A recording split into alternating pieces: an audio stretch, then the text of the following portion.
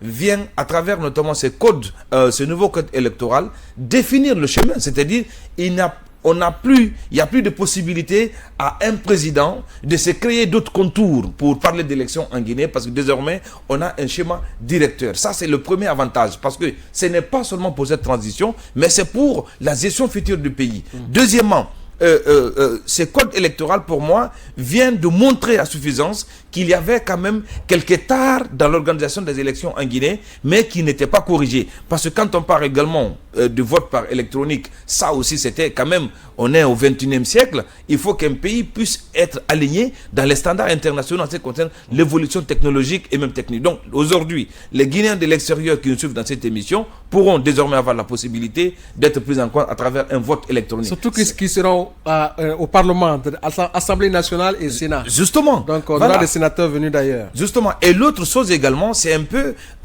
l'accès équitable qui devient également un élément important pour ce code électoral. Parce que quand on parle l'accès équitable, vous le savez quand même que la question des élections, ça rime forcément avec la communication. Donc s'il n'y a pas de parité, la campagne électorale. Donc, mais moi, ce qui retient de plus mon attention, c'est un peu la question un peu de l'évolution qu'on a connue au niveau de l'Assemblée nationale qui... Avant, oui, on reviendra.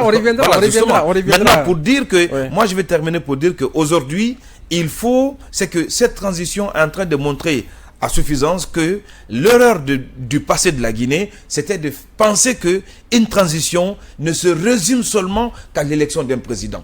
Une transition doit être l'opportunité de bâtir les jalons de développement d'une nation. Et aujourd'hui, c'est ce qu'a compris le CNRD, qui porte également la vision du président de la République, le général Mamadi Doumbouya. Et je pense que ce nouveau code électoral va être notamment l'élément qui va permettre à la Guinée d'organiser désormais ces élections de façon transparente, mais de plus en plus professionnelle, axée également à l'évolution technologique. Très bien. Nous aurons dans les prochains numéros de cette émission un honorable conseiller national qui reviendra donc plus amplement sur les dispositions contenues dans ce projet, dans ce code électoral, donc qui va être sous réserve d'être validé par le chef de l'État à travers la promulgation, en tout cas, et qui va gouverner désormais le processus électoral dans notre pays. Mais ce qu'il faut déjà comprendre de ce texte, Daniel Torno, il y a quand même assez d'innovation. On parlait justement de cette biométrie, mais aussi la possibilité naturellement de toutes les entités de prendre part aux différentes élections. C'est important.